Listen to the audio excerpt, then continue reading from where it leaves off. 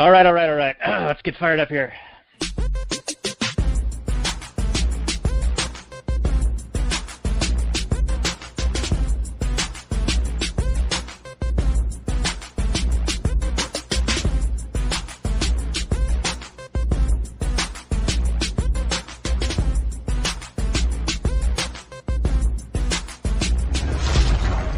Maximum freedom. Read. Stay on target. Maximum freedom. Stay on target. Maximum freedom. Read Rothbard.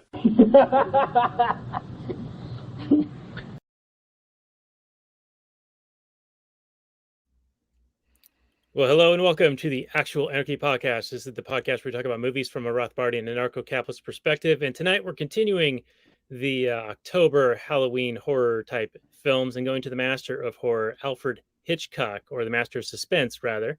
And this is going to be an episode on Psycho, the original from 1960. It should be a lot of fun, and we have an exceptional guest returning to join us for this one. And I think this will be a lot of fun. You can find the show notes and more for this one at actualanarchy.com/256. And before we get into the last narrative portion of the show and introduce our guest, let's check in with Robert.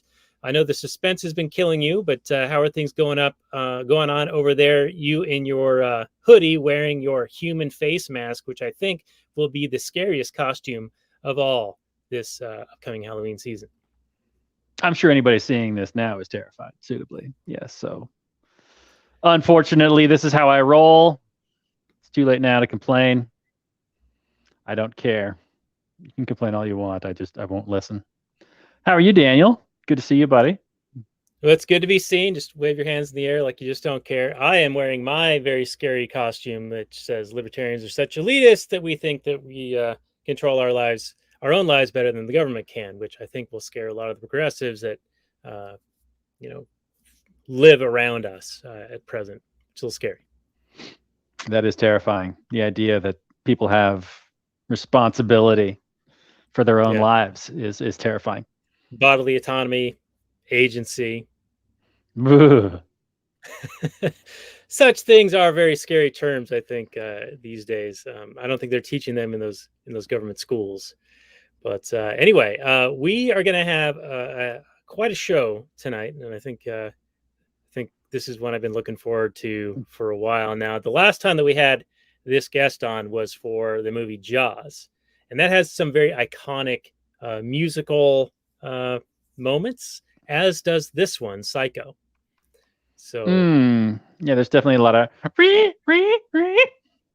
yeah. So a lot of good stuff. I'm loosely connecting the movies that we've been doing that Kevin Bacon thing like we did on Swing Kids by way of North or South Korea, and that was a really good episode we did last week. A different type of horror, the horror of getting a population to turn in against itself, and this one's a little bit different, but I think it'll still be really good. Oh yeah, the two movies are the same. This one is completely different, but fortunately we've got Bobby here to navigate our suspenseful waters. All right, cat's out of the bag. The suspense is over. It is Snobby Bobby of the Not For Everyone podcast, who will we be bringing on in just a moment after the last night's music rolls now.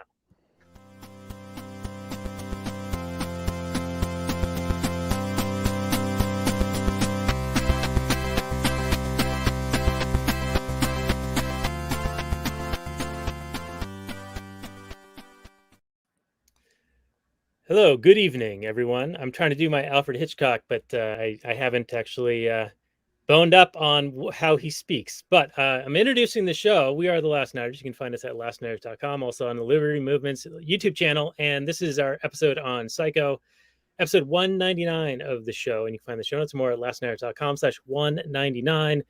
And 199, are you out of your mind? We have a special guest. He is Snobby Bobby of the Not For Everyone podcast. He has been on with us a couple of times in the past, most recently for Jaws.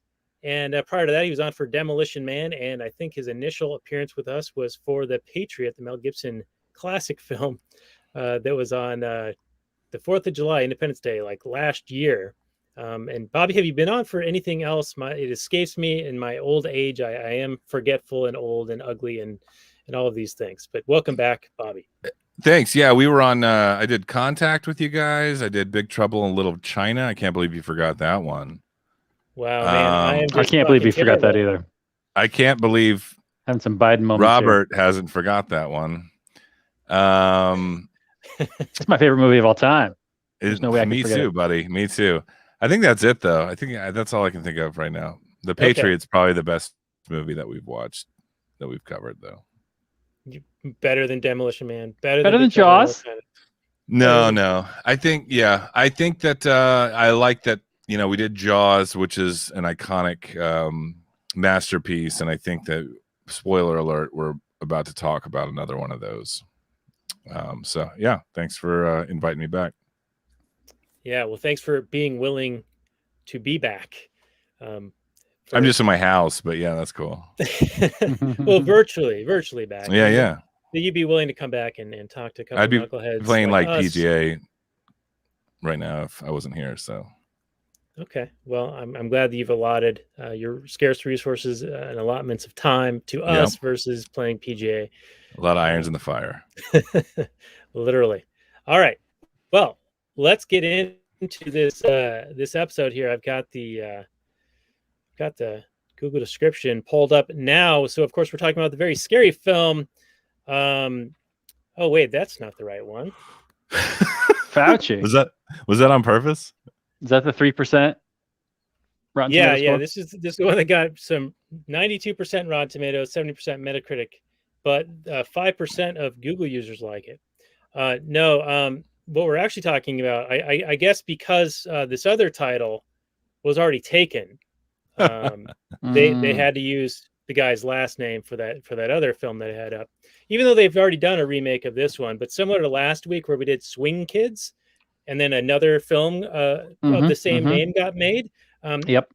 I think that they had to shy away from calling the movie that just came out on Disney Plus also Psycho, because there's so many other Psycho iterations already. Yeah. Right. They had to go with a more unique title. I understand. Yeah. Lest people get confused or think there's some flip-flopping or changing of statements, things. They couldn't use Gaslight either. Has anyone seen the latest Psycho? They're going to say the latest Fauci documentary. Because I imagine it's some sort of a puff piece of some kind of a masturbatory honorific. The 1998 one? No, the one that just came out. 2021. 2021 Disney Plus Psycho? masterpiece. Oh, that one. Yeah. No, I have not seen that. Yeah. I don't plan on seeing it. But it does seem like a horror movie of some kind. I canceled my Disney Plus for some reason. Something pissed me off. I'm tempted. And it was always like, they're like, why are you canceling? Like, if other, please subscribe. And I'll just be like, commie horse shit. And then hit submit. I like to troll the Disney folks. Michael Eisner, I hope you saw that. Yeah, he's still around. He's been around a long time. Anyhow, how we start this off is with the old Google description. So here we go. Psycho, the original, came out in 1960, starring Anthony Perkins, Janet Leigh, Vera Miles, John Gavin, Martin Balsam, Pat Hitchcock, and of course a cameo, or is that what you call it? A cameo? Background appearance by the director cameo. He put himself in all his movies. Yeah, he's got a like little Stan quirks. Lee. Yeah, oh, you know he's got a Stan Lee cameo. He's going to make an appearance on our show right about now. Look, check it out. Oh, there he is. Upper right-hand corner, he's making his cameo appearance. Now, apparently, he made his appearance early on in Psycho, so as not to distract the audience from getting into the story. Also, I was reading the Wikipedia, and apparently, prior to Psycho, moviegoers would just pay to get into a theater, and they'd go in mid-movie and then continue to watch to the next screening or whatever. And so it was a lot of come and go. But Hitchcock had contracts signed so that people would not be able to enter after the picture started. And so it actually changed how movies are consumed going forward. And those things have kind of stuck to this day, where You only get, the one showing, and I don't know if they restrict entry anymore, but it's a more time bound experience than it used to be. You Apparently, used to be able to just show up whenever, and if you caught it in the middle, whatever, I'll just stick around and watch the first half after the first running is done. Mhm. That's interesting. I did not know that. Yeah, it seems like it would be kind of weird for a movie that you would have to learn the story as it's unfolding. But Yeah, especially for suspense and mystery movies, that would completely ruin the experience, you would think. yeah, but I mean, that's probably why he insisted on that kind of being the case, and Mhm. it stuck around since then. So, description reads. Oh, wait, I didn't do the scores yet. 8.5 out of 10 on IMDb, 96% Rotten Tomatoes, 97% Metacritic, and 88% of Google users like it. I think we had 88% last week too. Phoenix Secretary Marion Crane, played by Jamie Lee Curtis's mother, on the lam after stealing $40,000 from her employer in order to run away with her boyfriend Sam Loomis, is overcome by exhaustion during a heavy rainstorm. Traveling on the back roads to avoid the police, she stops for the night at the ramshackle Bates Motel and meets the polite but highly strung proprietor Norman Bates, played by Anthony Perkins, a young man with an interest in taxidermy and a difficult relationship with his mother. Release date September 8, 1960, directed by Alfred Hitchcock. Based on a novel that came out a year prior, so it went quickly from a novel to a movie, and it had a box office of $50 million. Robert, your opening bid for Psycho. Well, the classic movie Psycho. Watching this, I think it was probably, I don't know, probably the third or fourth time in my lifetime that I've seen this movie. And I mean, since it's a suspense thriller film, I think you can only, it's best served once. Repeat viewings, it loses a bit. You can appreciate different things upon repeat viewings. But of course, a lot of this movie is a mystery. It's definitely played like a mystery. You don't know who, when you're wondering when you're going to see this mother character. Why aren't they showing her to us? And then find out what she's actually going to look like or what she's actually doing. Then we find out she's been dead for 10 years. And what's actually going on? But if you already go in knowing all that suspense is nothing. And it's a movie I think that suffers a little bit from its success. Like a lot of people know this movie. It's been, copied, or it's been in the zeitgeist a lot. Like a lot of, even if you've never seen the movie, like the shower scene, or you've heard the name Norman Bates before, and you kind of know that he's like a crazy person or something like that. So it kind of takes the edge off the film. But I'm fine with movies being time capsules. This movie was made to thrill 1960s audience, and it probably did that incredibly well. When you first watch this movie, it's got some great, like, he is the master of suspense. Things move very, very slowly in this movie. It's like a very slow boil, and then they kind of come at you really quickly. I don't know how well the jump scares and that kind of thing affects a modern audience, because I'm not, like, I'm watching this movie for the fourth time. I know the things are coming. I don't know how a fresh-eyed millennial would react to seeing this film, but I know how I reacted to it. Just more like appreciating the craft. So I think this is a very well-made movie, but it's not something that's really gonna, hit really hard upon repeat viewings, just due to the nature of it.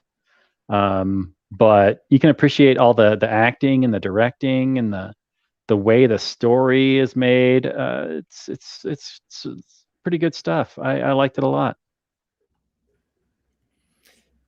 Yeah, I really enjoyed it as well. And you're right, it is one that kind of suffers from people kind of having awareness of it even before they've seen it. And I guess it's because it's so classic and it's such a genre defining film. I think it was considered one of the best like top 10 horror films in recent like top lists from IFC and other such ranking type places. And it is also referenced so much that you can't really go into this not knowing the spoiler, Yeah. So yeah, that's a little bit unfortunate that is sort of lost on us. Yeah, and for anyone that's willing to revisit this one, I think it's important. I found myself kind of insisting that I view this through the lens of like never having seen it or not knowing the twist and things like that. It's a much different film if you pretend that you don't know all those things, right? Sorry, I didn't mean to cut you off there, Daniel. No, totally fine, as it's totally appropriate for the type of show that we run here. But there is enough to lead a naive viewer, an unaware viewer, to believe that the mother is there. Mm-hmm. There's the different story that I think, or the different voice that I think sounds like Anne Ramsey, actually, from the Goonies. But apparently it was actually a blend of 3 different voice actresses overlaid each other to get that voice, so that it wasn't actually any one person. The wonders of reading the Wikipedia. But anyway, reliable source. Well, yeah, actually, someone was on Rogan recently who was talking about how the Wikipedia is just so corrupted now that you can't. It's not straight and narrow like Snopes. Yeah, it needs to be fact checked. Politico. Hard. Yeah. But yeah, Robert, I think that you're right. That is a really strong point. And I think that is one of the reasons why the Vince Vaughn version was not received well. Not only that, but there are some key differences. And I ended up watching both. And I also watched Psycho 2 last night. Are you talking about Gus Van Sant? Yeah, the Gus Van Sant version, which I have some differences between the two, which I want to get into. Robert, if you haven't seen that one, I think the discussion will be sufficient. Okay, and if good. Don't waste your time, because I have not. You already have seen it, only the better version of it. Yeah, you've seen the better version for sure. Okay. And then was Psycho there a 2, reason for Gus Van Sant to do a complete remake? Like, I didn't get into the reasons for it. I think it was like just a gimmicky homage kind of thing. They're like, let's see what happens, and then this movie has so much Hitchcock soul and imprint and fingerprint all over it that you can't recreate that, and it just was not received as well. Right. And even a lot of the like framing, and I love Vince Vaughn, and shot for shot is very similar in it. Is Vince Vaughn the Norman Bates? Norman? Yeah. Okay. Yeah, he is. It's a sadistic, interesting watch, I guess. If you're into like sadomasochism on a Saturday afternoon, you want to just kind of see what it's like to watch that movie. But is this a young Vince Vaughn or an old Vince Vaughn? It's like 98. Very young. Okay, fairly young Vince Vaughn. Okay. Post Swingers, pre old. Okay, so he could pull off a Norman Bates kind of age. Oh yeah, more or less. Okay. And then also part of this recording, I watched Psycho 2 last night. Mostly because I read the premise of it and I was like, damn, that sounds awesome. It doesn't quite deliver, but okay, give me the rundown. Give me the rundown. About it. All right. What's the premise of Psycho 2? The premise that hooked me was this. Norman Bates pleads insanity, gets institutionalized. 22 years later, he's now deemed sane.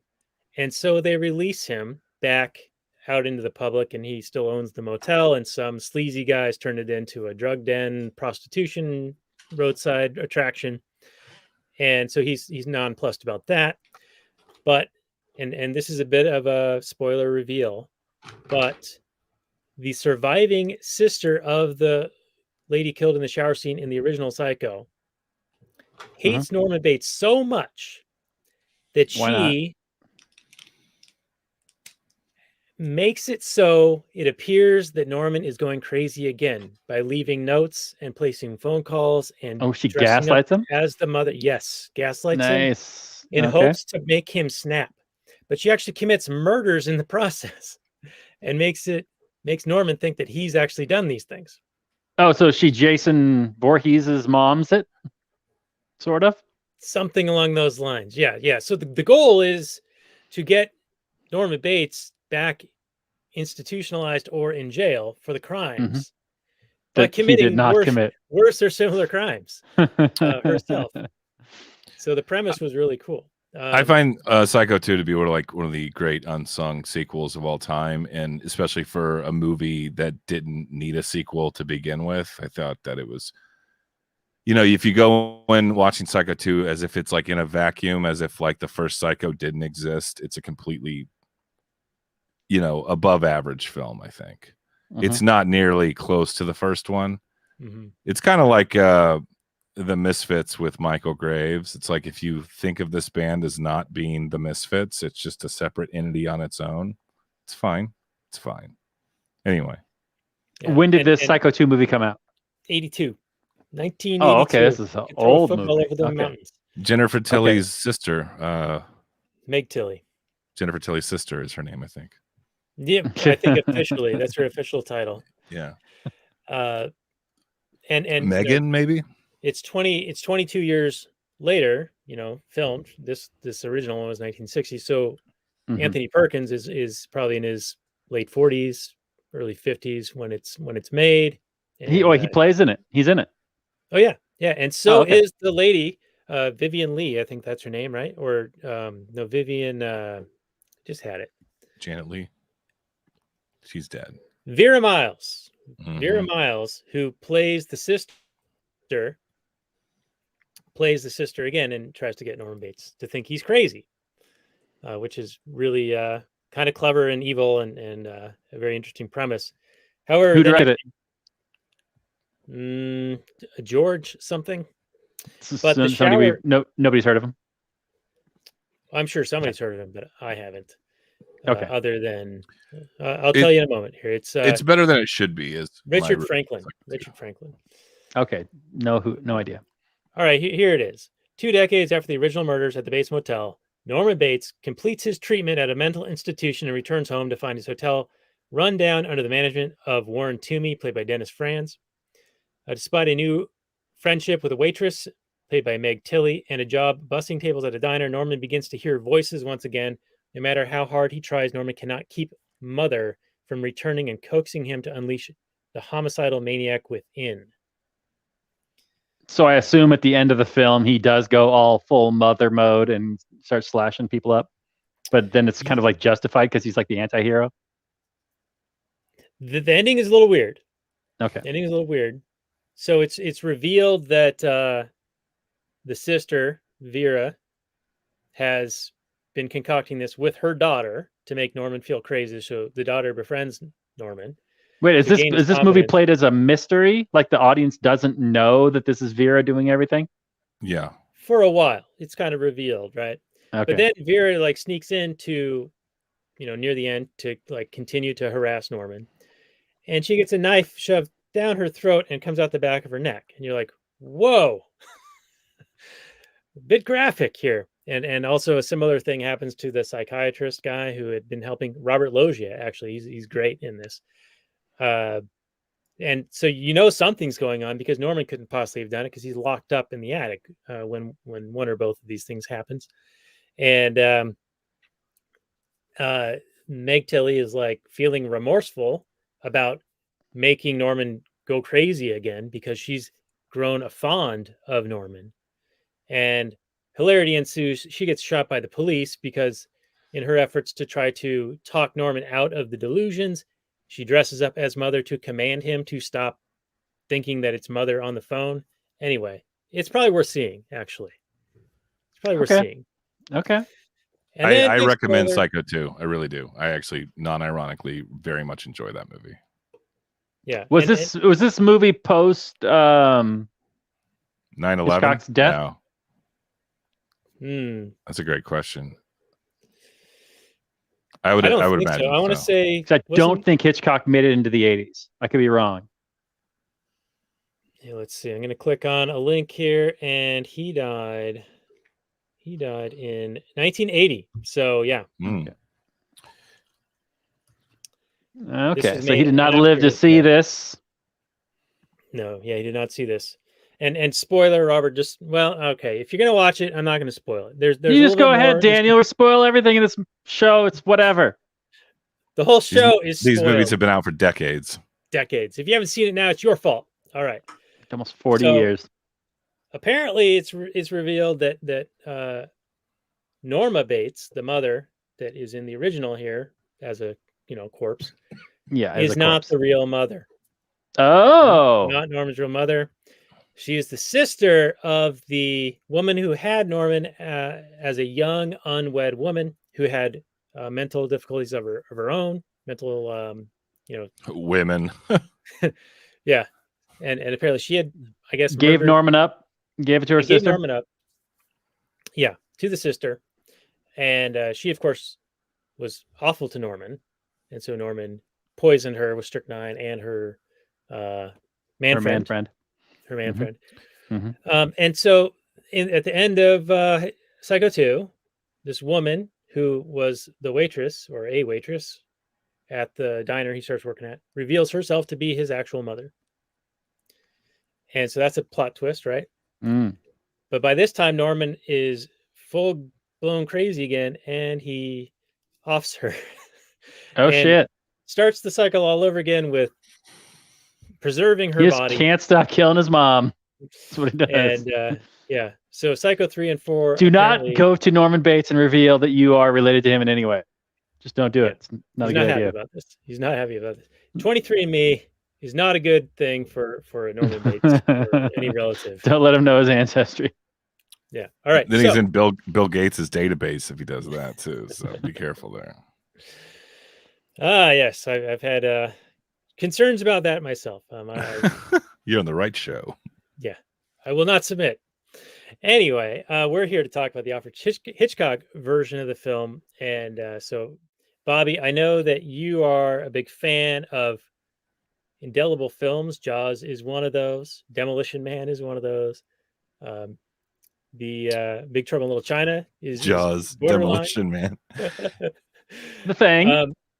But The yeah, Thing. The Thing. So you're a big Carpenter guy. Spielberg, obviously master at his craft, and Demolition Man. I think Hitchcock is one of those guys that we've been meaning to discuss. He has a very definite style and Mhm. method and look and feel to his films, Yes.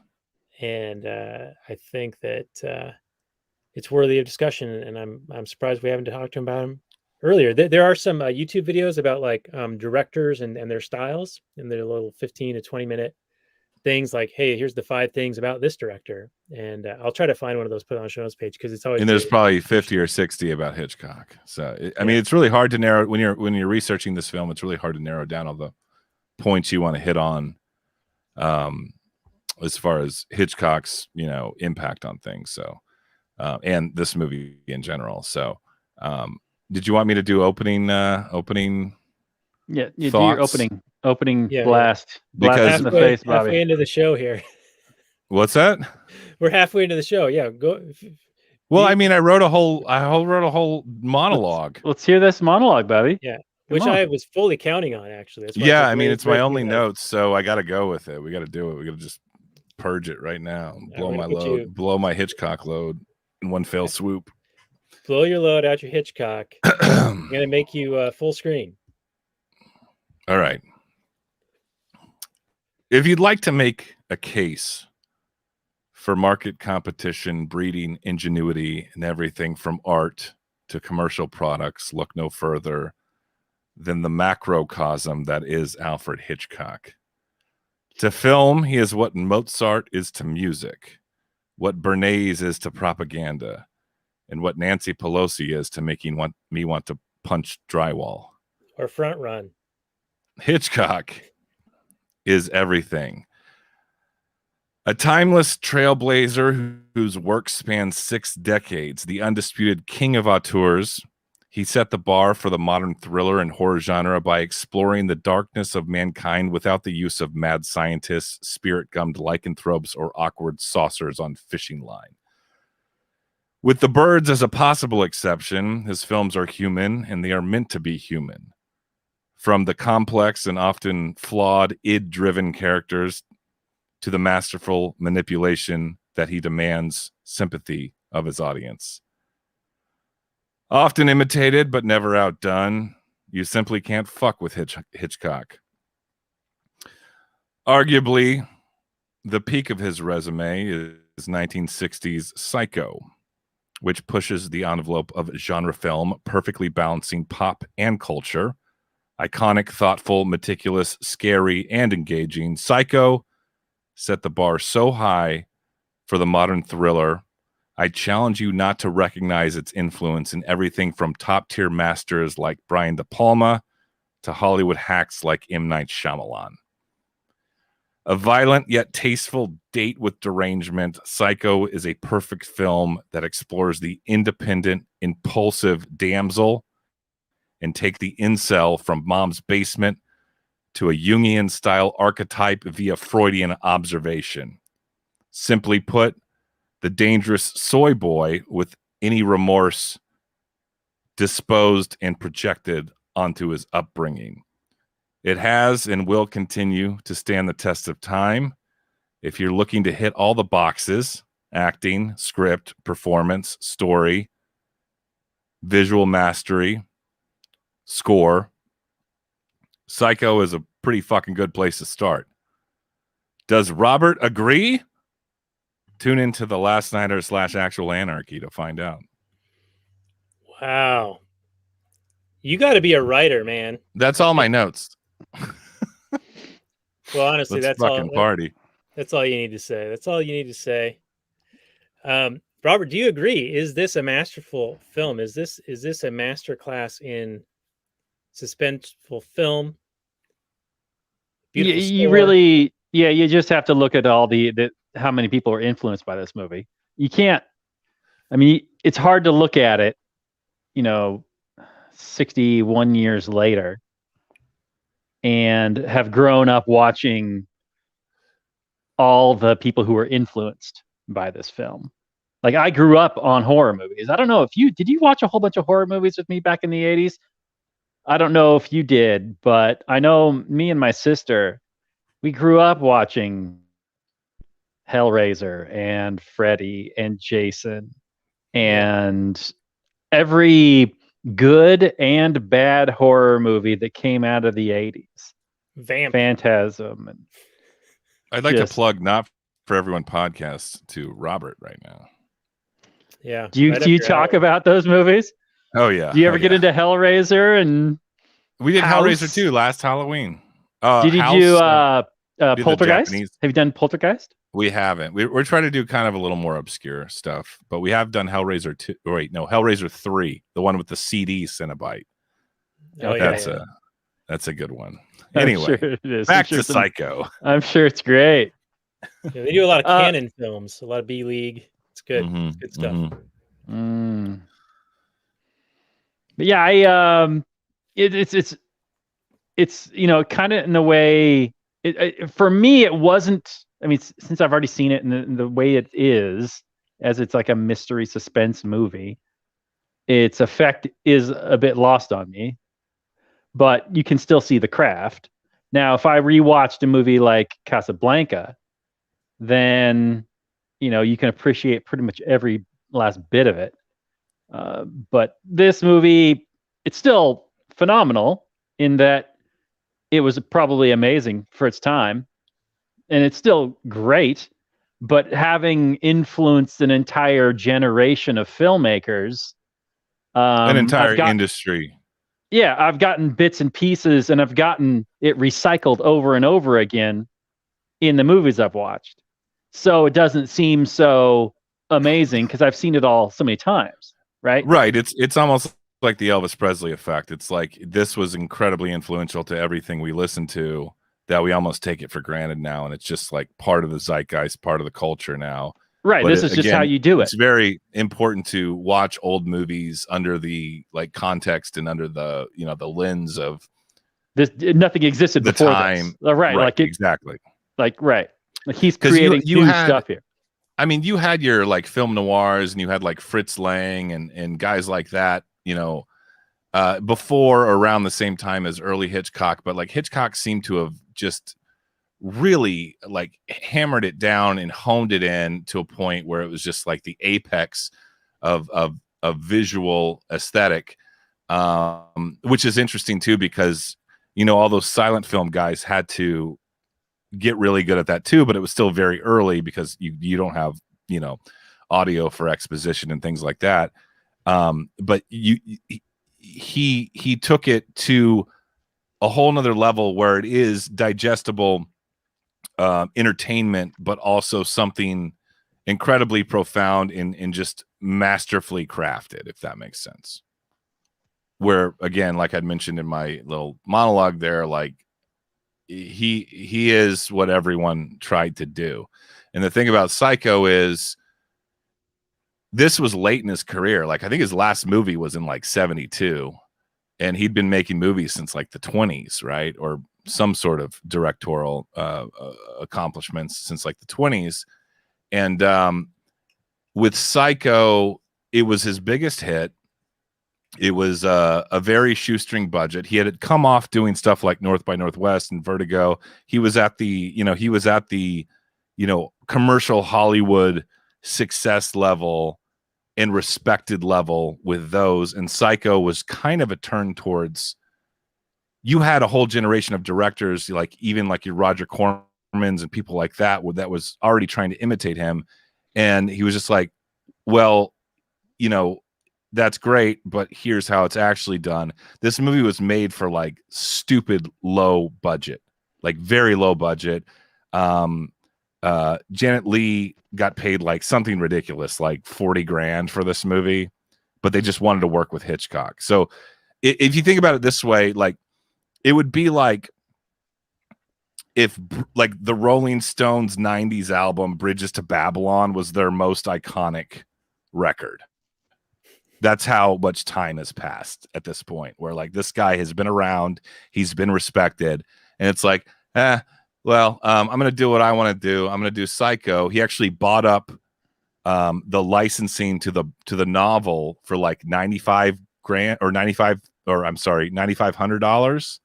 And then on top of that, he tried to buy up every single copy of the novel that he possibly could in order to so keep the twist the secret. Right. And it's like we were saying earlier, it's like, it's almost like you go watch Star Wars and you know that Darth Vader is Luke Skywalker's father, right? But at the time, that was like fucking, Tim and Eric when he was like the mind-blowing thing. And again, it goes back to what I was saying about context, is like at the time and the amount of attempt at keeping this secret and keeping the twist secret, I'll just urge anyone watching Psycho to pretend that they don't know what happens. And it's just absolutely a juggernaut. I never use that word. It's a juggernaut of thrills. Yeah. Well, unless I'm talking about X-Men, I guess I've used that word. Now, speaking to the commercial success of this, the studio didn't think it was going to do that great. So they actually made a deal with Hitchcock where he got a larger percentage of the receipts than he otherwise would have. And he ended up making out like a bandit on this thing. Good for him.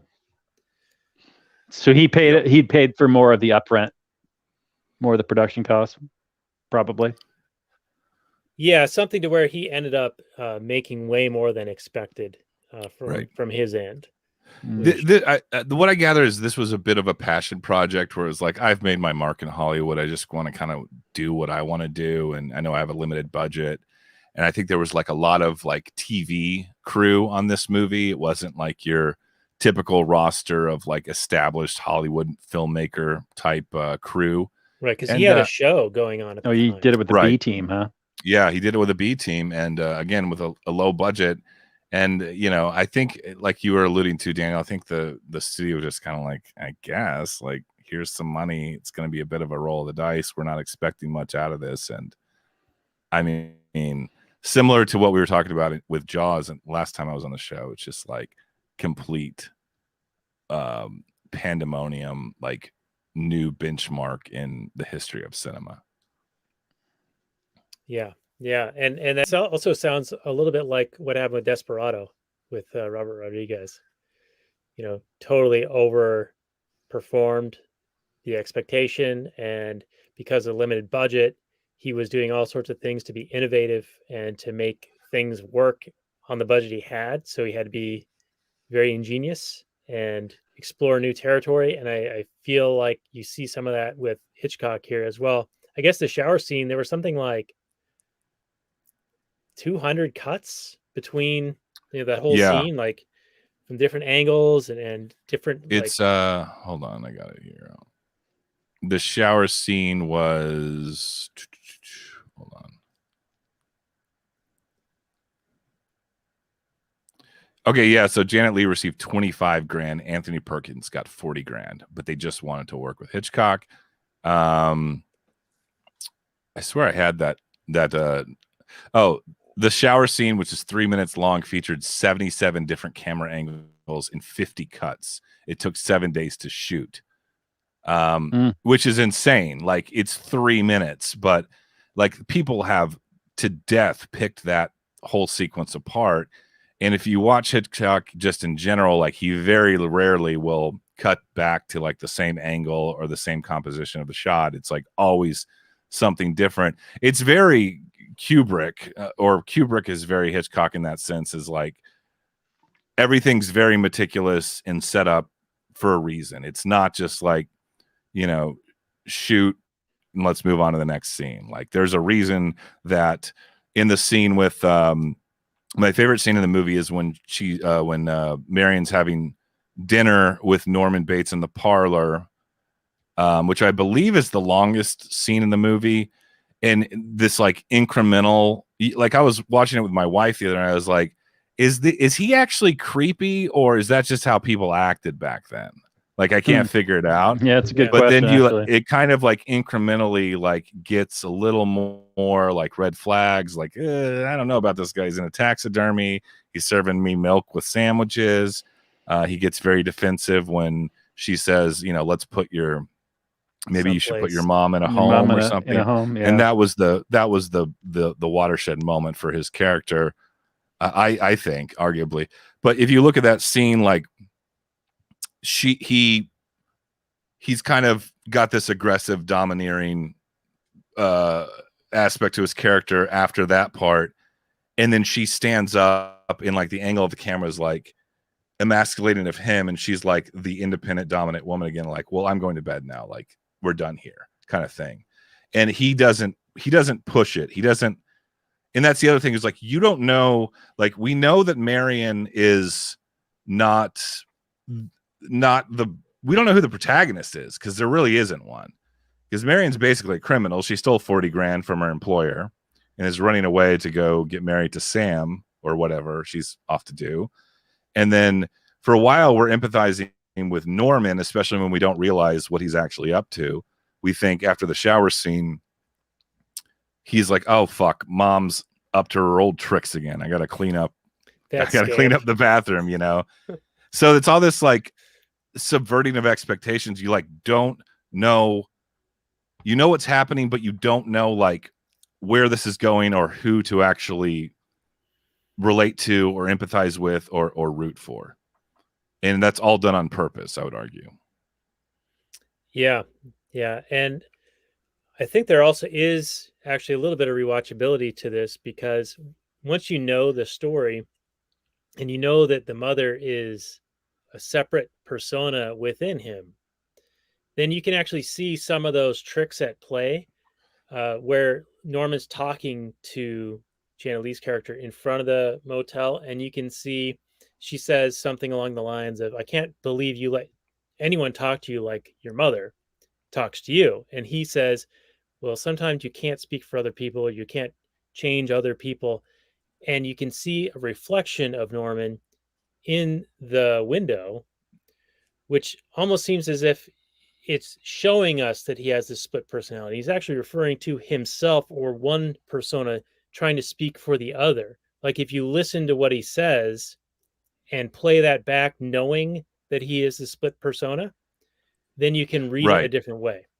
And that goes back to the Freudian. This is an incredibly Freudian movie. Freud has this thing called the uncanny, which is basically like the doppelganger, or like the the dual personality, or like some sort of, you'll see it with like everything like,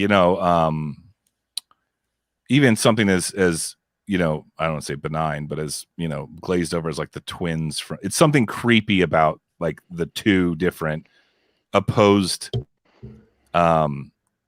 characters that look similar or inhabit the same avatar or whatever, and you see that a lot in horror movies where it's like two of something, and one of them's maybe a little different than the other, or just both are creepy but it's still two of the same thing.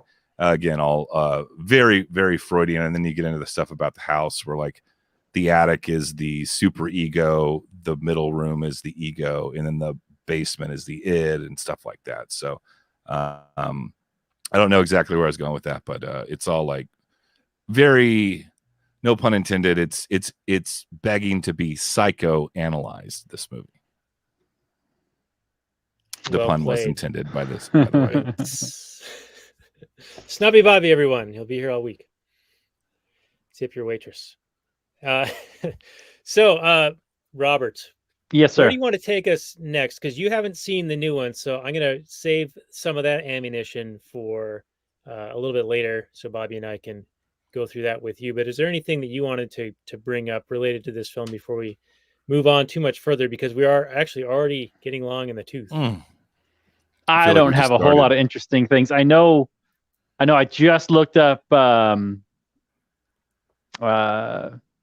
guy. What's the guy's name? I just lost Anthony his name. Perkins. Tony? Perkins is IMDb, because I only knew him from Psycho. Only. And he apparently there are 4 Psycho movies where he Mhm. was 5 now. played. 5 The 4th Psycho one's a movies. made for TV, I believe. He's not in the 5th one, the Disney Plus one. Right, but the 1 through 4 he was in.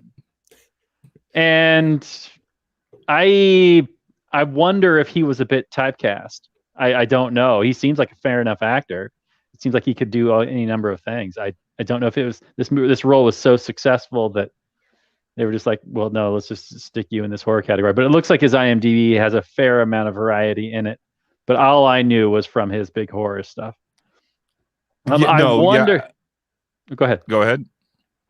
I was going to completely change direction, so you go ahead. Oh, I was just going to say, even, a lot of his work prior to this were like a few classic movies that you've probably never seen, a lot of TV from like the 50s, but like I think it's undeniable that Anthony Perkins is like absolutely fucking perfect, and like this performance is absolutely brilliant, and Right.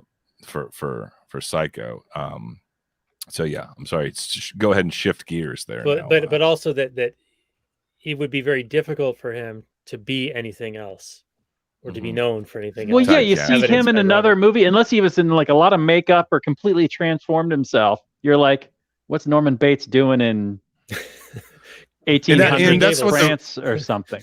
That's what the rumor was, is like Janet Leigh and Anthony Perkins like had no problem being like the people from Psycho. Like they were like totally okay with that being the moment on their career that people know them for, despite the fact they got paid very little money and had other work under their belt. Well, it's kind of like a Mark Hamill type. Like his entire career has been dominated by Star Wars. He's gone on to do all kinds of other voice work and fantastic voice work, but you don't really see him in other like acting roles. He's just Luke Skywalker. Yeah, he's Joker, but only through the voice. Yeah. If you see him, because it would be weird. It would be weird to see Luke Skywalker, I don't know, making out with somebody's mom in some comedy or something. It'd just be weird. Yeah. And you could say the same about Carrie Fisher as well. I mean, she was the mom from The Burbs, I guess. But other than that, she's Princess Leia. And I hate to always bring it back to Star Wars, but that's immediately what I thought of when you were saying that. It's like, yeah, like this is, or fucking Star Trek. Let's do Star Trek. I'm sorry, but Shatner is Captain Kirk. He's a lot of other shit. And he actually just went to the old space. I don't believe that for a second. Well, near space. It's all horse shit. He saw the curvature. If it's on TV, it's a lie. Yeah, 90 years old, man. Wow. It's wild. Oh, and speaking of contemporary references to this film, Jamie Lee Curtis is in Halloween Kills. I guess that's the newest version of the Hmm. Michael Myers stuff. And to the premiere, she wore her mother's outfit from Psycho. Oh, Hmm. So that in the how about that? news. The And news. apparently they always tried to get her to do the shower scene, but she always refused. And I think she was in Scream Queens, the TV show, and they finally got her to do it. But you think when I think Scream Queens, I think of Jamie Lee Curtis as like the queen of the queens, but Yeah. her mother was kind of the godmother of all that too. Except you can maybe argue Fay Wray and King Kong kind of thing, but as far as like a thriller horror movie, you know, the woman being attacked by the crazed killer, Jamie Lee Curtis. Yeah. So. And she man, she was really quite the looker back in the 80s. She's an old lady now. We saw her in what's the one, Daniel Craig, and they're making a whole bunch of new ones. James Bond movie?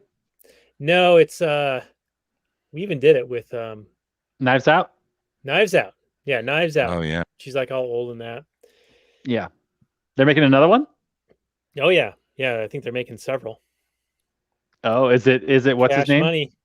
Is it Star Wars Boy? I think so. The guy who ruined Star Wars. Yeah. I did like Knives Out though. Yeah, Yeah, I Out was like pretty Knives good. Out. Yeah. No, let him do his own thing. Let's not have him just ruin Star Wars. I mean, a lot of people have ruined Star Wars, including George Lucas. But Yeah, I mean, everybody I needs know to what you're- turn I'm to picking up what ruining you're Star putting Wars. down here. It's a team effort. Let's be honest, team Yeah, effort. Disney ruined Star Wars with their. We're gonna have the new Star Wars. We're gonna have cameos from Anthony Fauci on the Mandalorian next season. Oh no! We'll put a nail in that coffin. Why not? Chewbacca, don't forget to Why get not? Get your get jab. jabbed here. Yeah, they have one of those medical droids, those little balls that float around, like in A New Hope. Use the jab. Torture droids. Anyway, Yeah. damn, we barely scratched the surface with this one, huh? Didn't do a whole lot. There's a lot to discuss. Yeah, yeah. There's a lot to discuss, but there's also not much left to like. Everything that's been said about this movie has been said, and I'm trying my hardest to like have somewhat of original thoughts and insights on this, but it's just like for good reason. It's completely been overanalyzed to death and celebrated by so many people and whether that be audience or other filmmakers and all that. So yeah, God, there's it's so fucking good. There's also a series, I think about 10 years ago. It was on for 3 or 4 seasons. I think it was called The Bates Motel. I haven't seen it, but it, I think, was considered pretty good. So maybe that's worth checking out for people. I don't know if Psycho 3 or 4 or the new one that just came out is any good. I assume that the new one that just came out is not very good due to the disparity in the Rotten Tomatoes ratings or actually they turned off the audience rating, right? They turned it off at 3%. Yeah. Yeah, I remember thinking the critics are like at 90% or something. Psycho 3 is worth a watch if you like Psycho 2, but it's okay. fine. Okay. The only thing I know from Psycho 5 is that there's a big portrait of the main subject on the main subject's house wall over his workspace. A big He has a portrait of himself? Of himself, yes. In his office? Yeah, yeah. And it's all about the humility and humbleness of this great public servant who's just working tirelessly to guide us through the most this trying time. Absolutely. Trying time of all, the most difficult time of all. Sure. I mean, no megalomaniacal tendencies there. Certainly not. I'm sure. Certainly, if there was a proposal to put a statue of him, he would object violently. Right. We still talking about Anthony Fauci? Psycho 5. Oh, Tony Perkins, Dr. Anthony Perkins. When he works at the CDC. Yeah. Or the NIA, whatever That's it is. an The NIH. interesting fan fiction timeline we could go on there, I think. Well, it's gonna get weird. there's all kinds of tendrils Like, do we Norman even Bates. get Give them their AIDS medicines. do we get Cars without Psycho? I don't know. Cars, that- the Pixar. No, we don't. Radiator Springs was off the highway. It was dying because they moved the highway away. Yeah. Oh, another nod. Sam Loomis is the name of Donald Pleasant's character in the Halloween series. It's also the hardware store guy in Right, Psycho. right. And that has the Jamie Lee Curtis connection. Yep. And let's see, there was something else I was gonna. You mentioned Cars, Robert, and that made me think of something. And now it's escaped me because I'm an old man. Oh shit! But yeah, there are a lot of nods. Oh, Cars, not the movie, but it was weird to me. And maybe there's The some technology. symbology in this. Symbology. They always got in and out of the car in the passenger door and slid across the bench seat. The Abergast did it. Janet Leigh's character did it. Anytime you saw someone get in and out of a vehicle, it was in the passenger door. Except when she bought the car at the dealership. But when she gets out at the motel, she gets out by sliding across the seat to get out the passenger door, and the private investigator does the same thing. Is there Weird. symbolism in that? Robert, you take that one. I have no idea. I didn't even notice this. So you're gonna have to, if you have any ideas, it's all you, buddy. I could usually BS an embellished answer to that, but I got nothing right now. Okay. I did want to ask you guys what the bird motif was about. I have ideas, but I don't know if it's...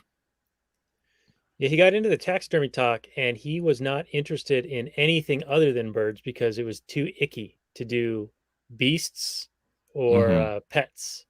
Mm-hmm. And Birds, the movie, didn't come out until after this. So I wonder if Hitchcock knew that he was going to be doing the birds and so put it in as a, I don't know, pre-programming. Yeah, Let's just if try to I'm make going, some birds scary. if I'm going down my like douchebag college film student, profound but not profound interpretation, I think it was some sort of like birds represent, like, I guess, like freedom in a way. Like he's caged by his own psychosis and within this business. Like I think he says, like, are you, he kind of, when the PI, the private investigator guy shows up, he's kind of excitedly says something like, oh, are you shopping around to buy a new hotel or something like that, almost like he wants to escape his situation. I think birds are representative of something that can just kind of fly away and do whatever they want. Again, douchebag film student theory there for you guys. You're welcome. That's actually a level above what we normally offer our audience. So thank All you right. for that. Yeah, actually, I read Bates is not wanting to leave the motel. He wanted to stay there. It was his home, and he felt, I guess, safe there, or like that was where he needed to be. And so I didn't read him being excited about that guy looking for motels, but he was coming up with a reason why the guy would be having seen a bunch of hotels and motels and not checking in. So he's like, Sure. Yeah. Going through the by the formalities way, of human contact and social engagement. Bates is vaguely based on Ed Gein from, I believe, Wisconsin, who's technically not a serial killer. I think he only killed like 2 people. But he was known for, he had a very Oedipus complex with his mother. He was a polite young man. Apparently, he was very well liked when they finally captured him and put him in a mental institution. Like all the other patients there thought he was a great guy. But yeah, he sparked off the Norman Bates, Texas, and then Leatherface was vaguely inspired by him, as well as Buffalo Bill from Silence of the Lambs, not from American history. But yeah, he was very attached to his mother and was into like stuffing things or like creating, furniture and things of that nature out of human flesh. So that's Skin fun. suit. Yeah. Good Metamorphosis. You got to have a hobby, right? A man's got to have a hobby. Man's got to have a hobby. A hobby is to divert some time, not devote all of your time to. That's correct. And Silence of the Lambs is a movie that I've been wanting to do. it has stood out to me as one of my more favorite films. I remember when I first saw it, I watched it back to back. This is back in the days of VHS, so I had to rewind it and wait the 8 minutes for it to rewind totally, and then watch it again because it was really good. Yep. Yeah, that might be worth a rewatch. I remember not really being that enthralled by it, but maybe I just didn't appreciate it. Oh, I watch that movie like once a year. It's great. Yeah. Speaking of movies we watch once a year, my wife and I, right around this time of year, we watch The Shining. And that's going to tie us right into our next movie, Robert. I'm going to reveal right now that we're going to be doing Dr. Sleep. So we're going to continue the horror tradition, not only with the genre and type of film, but also with the guest we're having next week. It's going to be the professional asshole. So a horror on two fronts. Wait a minute. Is Dr. Sleep that good sequel that I liked? Yeah, it's the sequel that you liked. Yeah, that was a good movie. Yeah, you hated The Shining, but you liked The Shining is dog shit, but Dr. Sleep was a lot of fun. Yeah, see, I love The Shining, and I have not yet seen Dr. Sleep. So you're probably going to think it's bad. You're probably going to think it's like some sort of I'm going to be the abomination. other end of the spectrum. I love The Shining, and I could not stand Dr. Sleep. So. Yeah. Okay. See, I think there's two I will not different... be on that episode. Yeah. Yeah, I think Bobby's... Yeah, I would have suspected Bobby didn't like Sleep, and then I don't think Daniel's going to like Sleep. If you're expecting some kind of Shining sequel that is true to Shining, then yeah, you're not going to like Sleep. If you were to walk into Sleep all not knowing that it's a sequel, right? It's some standalone movie, and just enjoy it for what it is, I think you'll have a good time.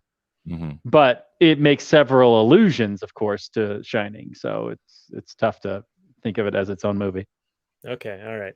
Well, Psycho 2 sounds similar in some ways, right? As Bobby was saying, and actually, the allusions in Psycho 2 are they actually replay the entire shower scene, like the actual from the 1960 film is the opening to the 1982 film.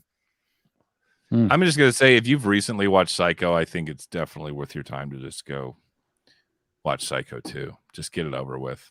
It's a lot of fun, especially if the first Psycho's on your mind recently. And if you've got the Peacock, Robert, you can watch your Hitchcock on the Peacock for free. Yeah, I do got the Peacock now. Yeah, it didn't have the original, unfortunately. That had to go through Showtime, I think. But it has 2, 3, and 4, and also the Vince Vaughn version.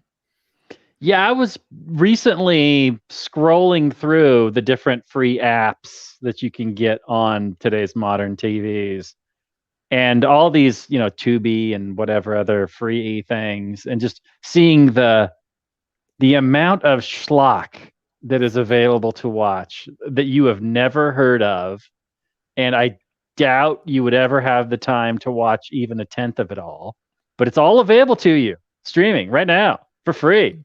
Yeah. So enjoy. This is why I like Amazon over Netflix, because there's no barriers to entry. It's just like, oh, you got a movie? Throw it up on Amazon. I'll watch it. Anyway. There's a lot out there. I like a lot of crap. That's true. He loves the crap. He loves The Shining. It's true. Jesus Christ, man. You're the second person I've actually met that has said that to me, and it's like, whatever. Okay. Yeah, you can just roll your eyes at whatever I say. Do you wait, let me ask you this. I don't know if I've ever asked you that. Are you one of those guys that hates the Beatles? Hates the Beatles? Man, what Twist and Shout's fantastic tune. Oh, Jesus. I like that scene in Ferris Bueller's Day Off. That's right. Ferris Bueller's Day Off, man. Map, maybe. Donkey Shane. Yeah. Darling Donkey Shane. Let me ask you guys this real quick. Thank you for Central Park and Fall. Anyway. Do you think that cop was out of line? Do you think his actions were warranted, or was he just a typical highway patrolman that was bored trying to harass a young blonde woman? Oh, that cop. I thought you were talking about the sheriff. Okay.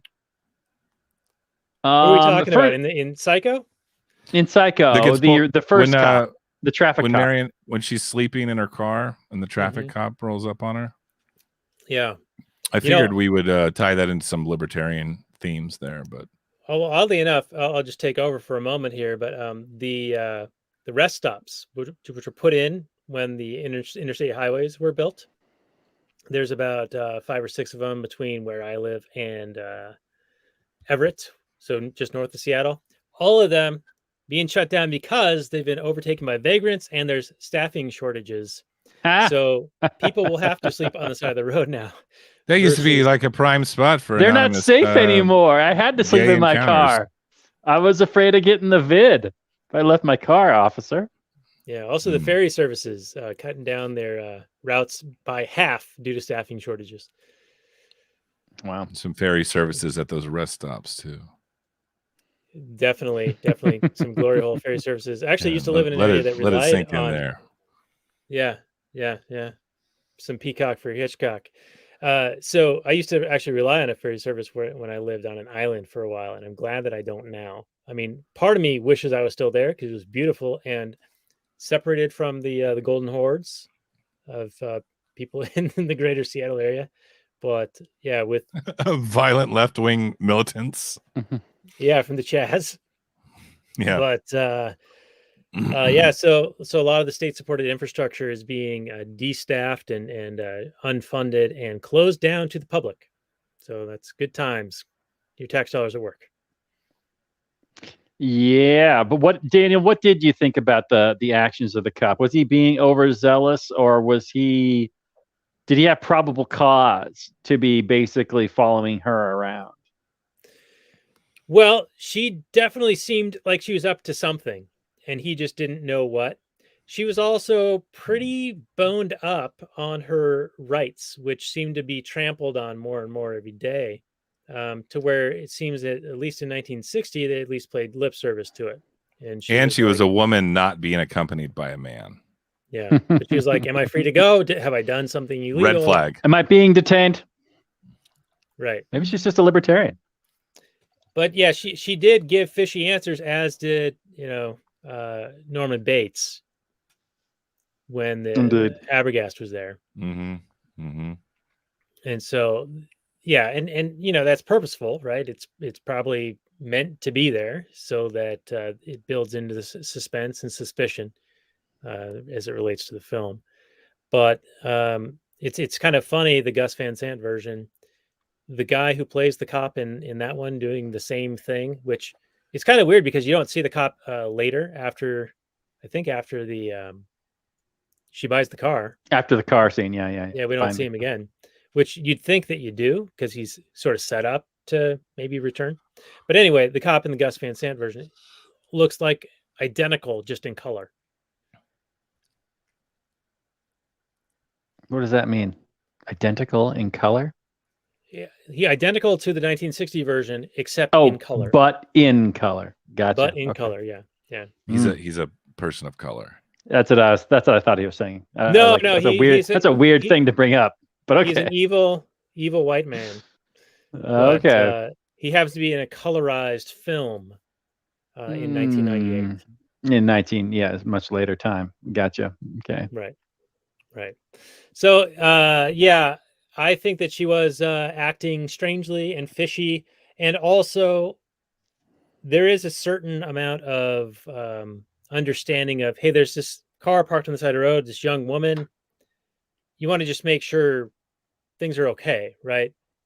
Like if you're a cop and it's kind of your job to like document crimes in a historical aspect, you want to like make sure there's not a dead person in that car or whatever, I would think. I don't know. Okay. Yeah, I don't necessarily fault the guy for Capacity. stopping and checking on a car that's parked on the side of the road.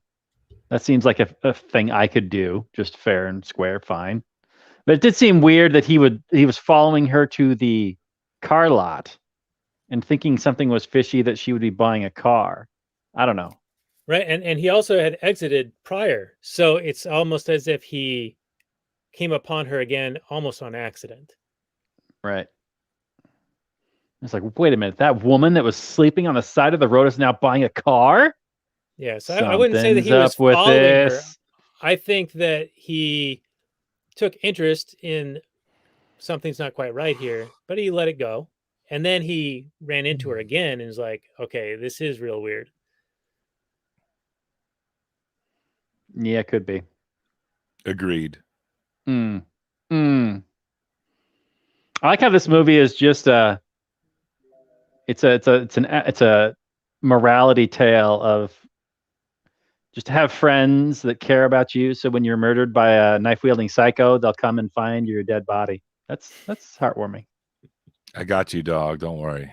Don't worry. When you're murdered by a knife wielding psycho, I'll seek out the vengeance. the thing mystery. and find the mystery. I'll play Scooby Doo and we'll find your dead carcass.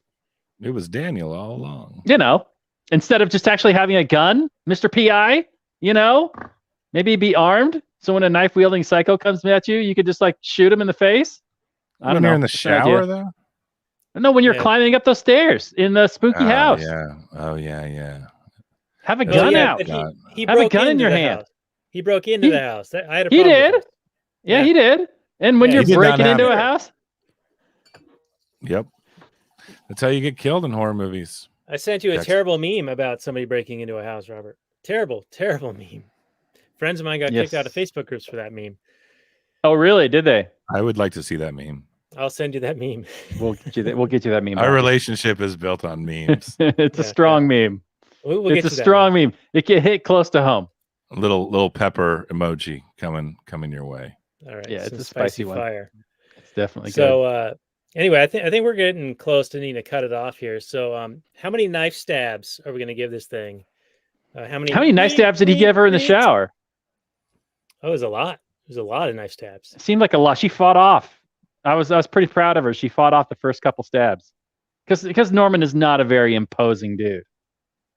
And like when dude guy finally grabs Norman at the end, I was it's like, hey chick, help the guy out with the knife wielding maniac, maybe. I did have Instead that, of just that stand thought there? as well. Yeah. Well, Like, this you was wanna pre Women's 1970s lib, empower feminism. yourself. You want to It like wasn't- maybe help out? We weren't there yet. She's like, no, that's a man's job. She's also if he- that woman's not going to pick up the tab either at the diner afterwards. Yeah. The 98 version, though, they do empower Julianne Moore's character Okay, in good. a big way. Oh, Yeah, good. Okay, good. They That's- make her That a makes it badass. better. Yeah, it does. It made it weird. Anyway, I think I'm going to save the differences for the bonus content that will be available for Patreon supporters. Go to lastnighter.com/Patreon and get some bonus content. We were talking with Bobby for about an hour about all sorts of conspiratorial stuff, and we only touched on aliens once. We did not talk about Sam Squanches at all, but lots of other contemporary things, supply chain issues, Psycho 5, a little bit on that. So send some shekels our way and we will give you access to that. But before we get to that, our Kathleen Turner Overdrive bonus content, let's do the final summary and review. And how many knife stabs in the shower are we going to give this thing? Robert, you want to lead us off? Sure, I would be glad to. Since I am looking spooky, this is our October spooktacular coming up. Psycho, is it worth watching in 2021? If you haven't seen the movie, absolutely. If you're new to the like suspense horror genre, yeah, good place to start. If you just want to see where it all kind of began and you want to get the roots down, you're like a film historian type person, definitely check it out. I'd be interested to know how like some millennial watching this for the first time reacts to it. It is a bit of a slow burn. Like the movies that were made back in the day were made for an audience that was more, well, less ADD. They're just sitting there in the movie theater. They're kind of in a controlled environment, and they're not struggling to keep your attention at all times. Like your attention is focused on this one thing. You don't have to keep dangling like CGI objects in your face all the time to get you away from looking at your smartphone or whatever today's directors are having to do. So it is a film from another time. But it's got all these fantastic. He knew how to tell a story. He knew how to keep you in suspense. He taught us many, many things about filmmaking. Showed us how to do it. And it's a prime piece of Hollywood history. Psycho is, and you could watch it today and probably learn something about filmmaking if you are an aspiring filmmaker or just a lover of film. So I would give this like 8.5 stabs out of 10. I know Bobby's going to go higher. That's fine. Do it. I have a hard time. I have a hard time like appreciating it, all over again. I can't forget that I've seen it already a bunch of times. So it's hard for me to appreciate it, remembering the impression that first time. So I'm going to give it eight full stabs, and then she like blocks. She blocks like the first stab with her forearm, and then the other 8 stabs get her. So it's 8.5 stabs. Yeah. I think that because it was so indelible in the pop culture and people are already aware of it, especially when we were of age to watch this thing, you already know too much to truly Yeah. appreciate it. And it's contrasted a bit by Casablanca, which I think has a lot of replayability. Like you can Right. know the story of Casablanca and still appreciate watching it again. Yeah. Psycho, I mean, I think you can watch again. I'll just keep going here. I think you can watch again and pick up on those subtleties and those visual tricks that kind of let you know that there's more to know about the film once you know the reveal. And it is very well shot, very well edited, very well acted, very well scored, and I think an overall beautiful film. And I think if you compare it to other films of the day, that this really stands out as something different and almost genre, like trend setting within the genre. And it had effects on so many other films and TV shows and pop culture references going forward that without Psycho, we don't have a lot of things that we have today. And it's just really well done. And Hitchcock at his peak of his powers. And Bobby, I think you were saying that this is the one where he sort of was able to have more say in how things were done. So this was him kind of stretching his wings a bit into some territory that maybe he wasn't able to explore before. And I think it's really well done and definitely worth seeing. So I'm going to go with 9 shower stabs for this one. 9 shower rings popping off as the shower curtain gets torn down. And we'll go to you, Bobby. Okay. This is a good. I always say that like I watch a lot of, I guess, older or even black and white movies, and admittedly, I have to kind of get myself in the right mood or kind of amp myself up for it, put on kind of an analytical hat, put on a contextual hat to and I'm not going to say it's a chore, but obviously it's easier to watch something that was made, during my upbringing or, my generation or whatever. But as far as Psycho goes and really Hitchcock in general, it's a really, really good, I guess, intro or like first tango with old classic Hollywood / black and white movies, because I think it is so timeless. And I think that there is so much to observe about it and appreciate about it. I agree with Robert. It is a bit of a slow burn, especially in the like maybe first act or so, but that does not I do not count that as necessarily a bad thing. It does take its time, but every scene, whether it be character interactions or just the way the camera moves or whatever, like every single meticulous choice that's made in this movie, still keeps it engaging. So I always recommend this one. Is if someone's like, hey, what's I'm not really versed in old Hollywood or old movies. What's a good black and white movie to start with? This is probably at the top of that list. I'm not sure if it's my favorite Hitchcock, but it's definitely right up there. 9.5 stabbies out of 10. Okay. It's almost perfect. And then Bitcoin just hit exceeded 59,000 while we were talking, by the way. Big news. Breaking news. All right, Bobby. Well, that's a really good score. And I think that it's a strong recommendation from the three of us. So get out there and watch Psycho. It's on Showtime now or available for purchase at your favorite streaming services where you can make purchases like that. I think it's about $15. The Showtime thing, I actually saw that there's a deal with Paramount Plus and Showtime for, I think, both of them for $10 a month. So that might be worth checking out. I might consider doing that myself. But this has been a really good episode, and I hope that, Bobby, we can coerce you into coming back again sometime to do another film. And I think we've got a lot of potentialities in the running to be that next film. But I've been wanting to have you back on for a while. I know it feels like it was just summertime, and it was Jaws time, and Robert was floating in the water, doing a live remote broadcast, making Guinness World Records of most amount of podcasting done in an inner tube on a lake. Aquatic setting. Yeah. An aquatic setting, appropriate for Jaws. And so we'll have links to that. Thanks for not doing this episode from the shower, Robert. We appreciate that.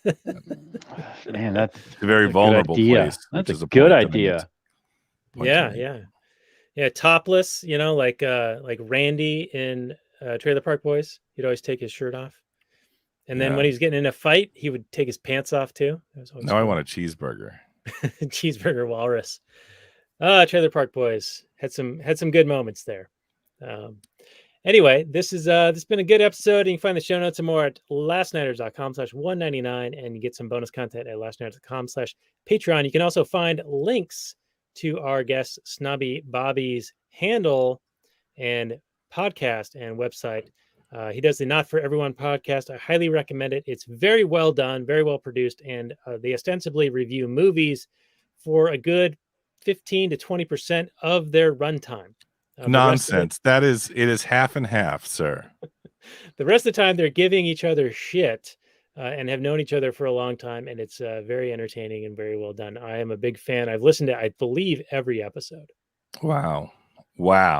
Of the available. I know that your first 5 or 6 or 7. The first available. 8 or so. I think I might put those on the Patreon eventually, but they're just dog shit, and I didn't want them. I don't know. The hardcores might enjoy them, but I can't listen to them. Well, throw me in the hardcores. And then also, real quick, I've been guest spotting on a podcast called That One Time I Was Abducted by Aliens pretty regularly, about once a week or so, for a special episode called Bobby's Cryptid Corner, where they let me kind of take the reins and talk about a various cryptid creature that I am fascinated by. And we talk about that and try to debunk or give it credence. So it's a lot of fun too. All right, very good. And also, I believe that you guest host with Buck Johnson occasionally on the Counterflow podcast. Haven't done that in a while. I guest hosted on a couple of his episodes when they was still Death to Tyrants, and then I'm on some of his Patreon episodes where we're just kind of shooting the shit about the news of the day. But that's been a little while. But yeah, I work for Renegade University, Thaddeus Russell's brand, and be on the lookout. There's some really, really good classes coming up at Renegade U, as well as you guys missed it, but make sure you mark it on the calendar for next year. Renegade Weekend was this last weekend. It was a whole lot of fun, and I highly recommend it. If you're on the fence about going, just bite the bullet and go. And I will drink beers with you if you do that. I don't know if that's a selling point or not, but it'll happen. They might keep a few people away, but maybe attract more than it'll repel. But Bobby, we always have great fun with you, and send me some links you want me to throw up on the show notes page, and we will do that. And I will continue to avidly listen to your podcast. You and Adam are hilarious, and I enjoy it very much. All right. Thanks, buddy. All right. Well, that's going to do it for the Last Nighters here. So you can find the show notes more at lastnighters.com/199. Are you out of your mind? And you can also check us out next week as we do the sequel to The Shining, and that is Dr. Sleep, which I'm not going to like, and Robert is going to like. And we're going to have the professional asshole making his triumphant return for that episode. So until then, stay spooky, everyone. It's a Halloween period. Wear the scary mask this Halloween of no mask at all. It's going to freak out the liberals. And enjoy yourselves until we see you again next week. And we'll say goodnight from last night, everyone. Peace out.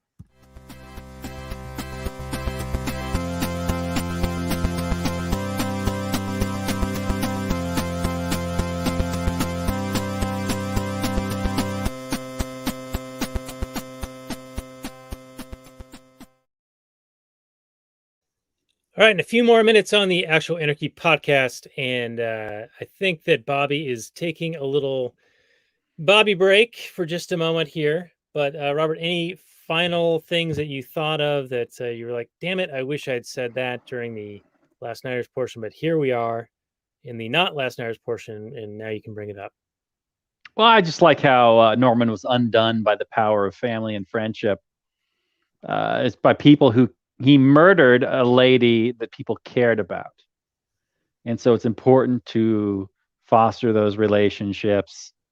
It didn't save her, of course. Like having a firearm would have saved her. Locking the damn door when she is taking a shower is probably a strong idea.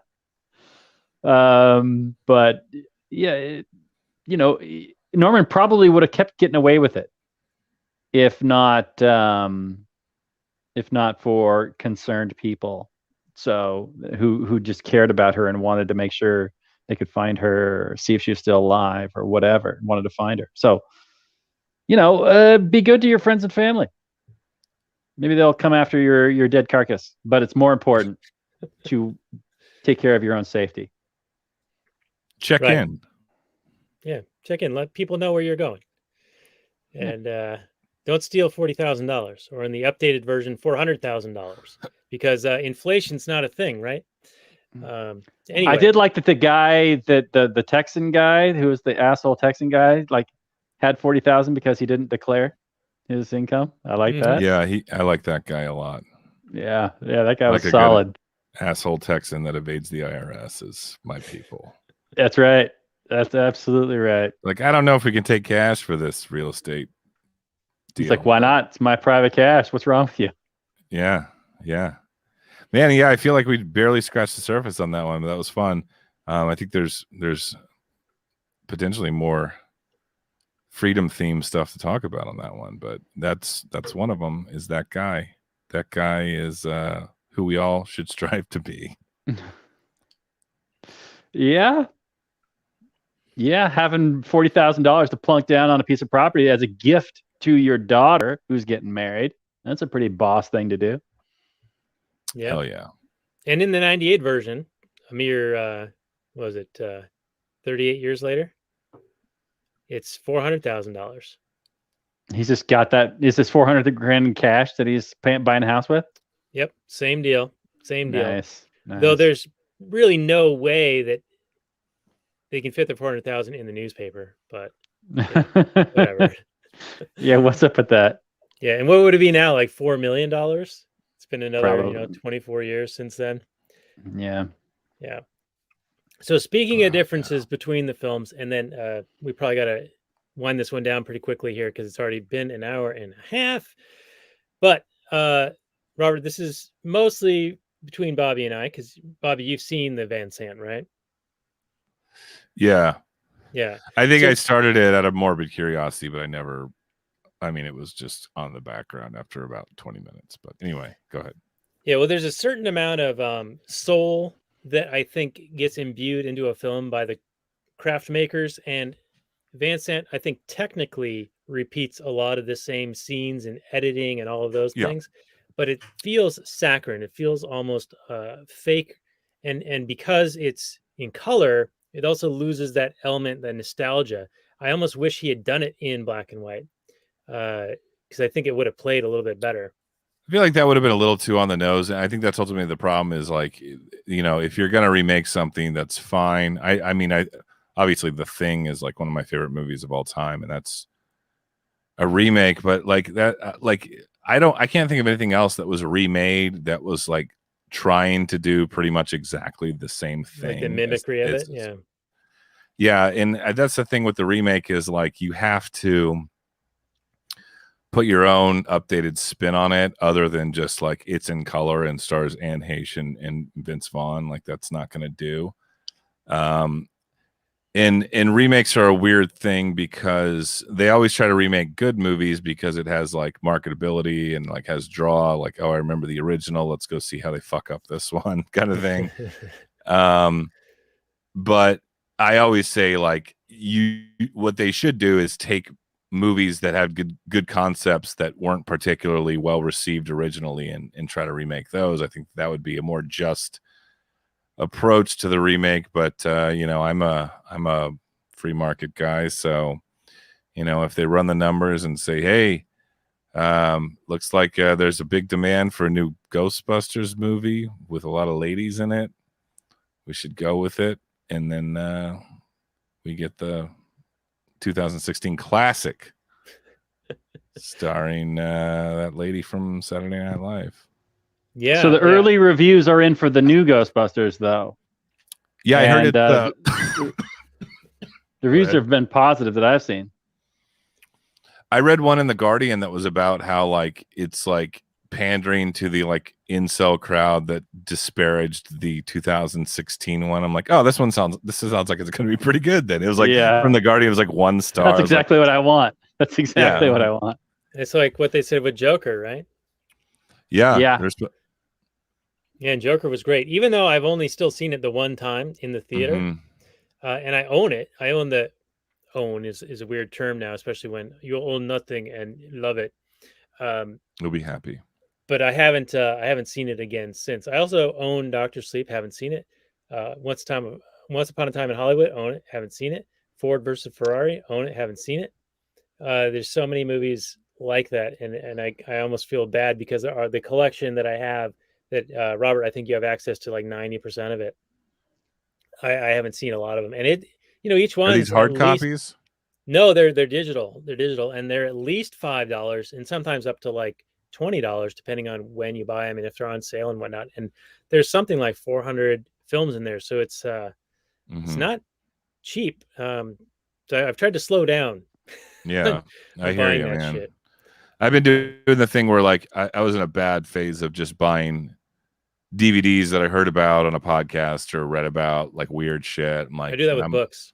I'm kind of a tangible collector. I like to have the actual hard copy with the cover art and everything. But there was a habit where I was getting a DVD or a Blu-ray once a week. I'm like, this shit is adding up real fast financially. So yeah, trying to cut back on that. But I hear you though. It's nice to have access. And I got a big stack of DVDs still in the cellophane that I'm never going to get around to watching, and a big stack of books on anarchy and Sasquatches that I've read bits and pieces of, but who knows if I'll ever sit down and finish them. It's just one of those things. You know what you need? You need junkies. You need a pandemic that says you can't go out.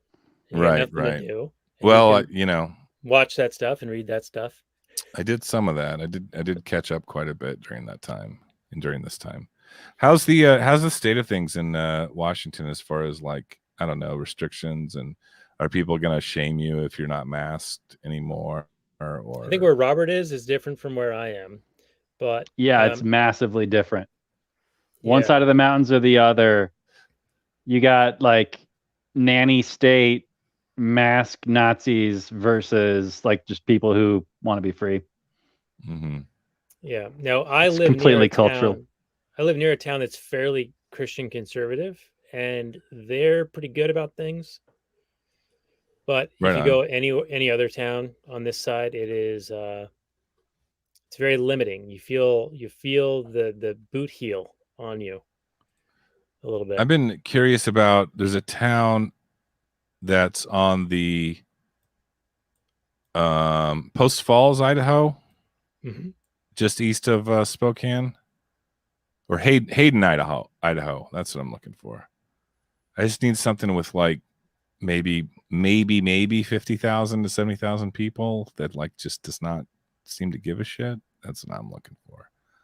But I just think there's too much influence from the progressive utopia that is Washington and Oregon State to bleed into Idaho somehow, but we shall see. Yeah, well, I think Idaho's experiencing a lot of what Texas is experiencing and what Washington and Oregon went through 20 years ago, 30 years ago. Yeah, it's the California flood. Oh yeah. Because we almost moved to Bend a few years ago just for fun. We're we should just move to Bend because it looks awesome, and then everyone's like, no, that's just overtaken by Californians now. So yeah, it is great. I mean, it was great. I've got a friend who lives there now, and I've spent a little bit of time there. And but yeah, it's got your microbreweries and progressive politics, and Yeah. bar shootings. Anyway, there's a couple of things I wanted to bring up about the differences between the 60 version and the 98 version Okay. that I thought were interesting, because you got a shot-for-shot remake that kind of loses the soul of it, and it's in color. But they changed a few other things, and I think these are maybe purposeful in a cultural grooming way. It's a little bit strange. So in the original version, you have the church scene where Sam and Lila go and talk to the sheriff again, thinking something's going on up at the motel. That scene does not exist in the 98 version. When Norman looks through the peephole at the lady in the shower, or before she gets in the shower, in the original version, he's just peeping, and it's creepy and weird. In the Vince Vaughn version, he is whacking off briefly. So that they, change that, make it a little even creepier, pseudosexual, whatever. The discussion by the psychologist talking about Norman having two personalities, and now the dominant one is the mother, and Norman is not coming back. They actually talk about what a transvestite is, and he gets into the definition of it, because one of the guys, like the mayor, is like, "Oh, he's dressing up like a woman, he's a transvestite," and the psychologist is like, "No, a transvestite is somebody who dresses up as a woman, but for other purposes than what Norman's going through." Norman actually has an actual split where he believes he is this other person who happens to be female. That's removed from the 98. And then we also have the sister, who in this original is more of a, she helps Sam kind of, but Sam's like the main hero as far as subduing Norman and whatnot. In the newer one, Julianne Weird Walking Moore is an empowered feminist woman who, hear her roar, she will not be left at the hardware store while Sam goes to investigate. She will lead the charge and leave without him. And so he'll reluctantly come along. And so I just thought that there were some cultural changes and shifts that were due to the times. And I don't know if that is indicative of a reaction to the times or to push things to be different. An agenda. With the time. Yeah. So what would it look like today? I don't know, man. I think it would be very different. Well, that's what I thought. I thought we would maybe touch on it, but it never came up. But like, I'm wondering if that would be approached much differently with the whole like LGBTQ thing. And you look at a lot of even horror movies in the 80s, like, I don't know, Nightmare on Elm Street 2 is very like, not even secretly gay, it's pretty overtly gay, but like at the time only the gays knew that it was gay, that kind of stuff. And then like you look at gender bending stuff with like Sleepaway Camp, another slasher from the 80s. I don't want to spoil it. And there's people going back now saying, this is kind of a disrespectful minstrel show version of, our struggle or whatever. And then, I'm sure there's someone out there like trying to cancel like Mrs. Doubtfire or something like that, or Silence of the Lambs. Yeah. So I guess the answer, I would say, I don't think that sadly, I don't know if it would be approved to be made if like Psycho never existed and the script came along in 2021, they said we want to make this. I don't know if that would get green.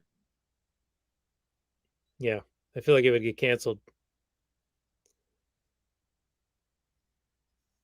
And Bobby, I think you're frozen.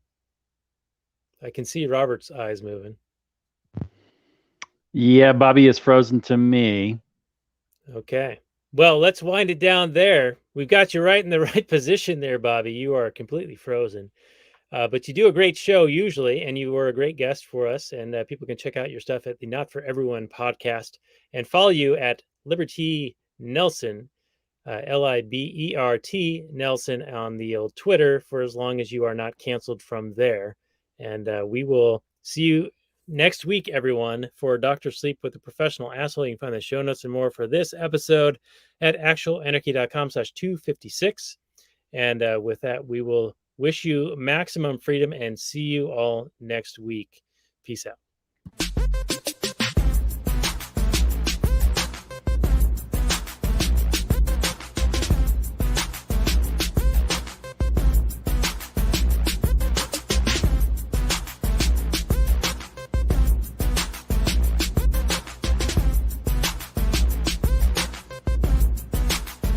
The Chipmunks. CHIPMUNK. We're the Chipmunks.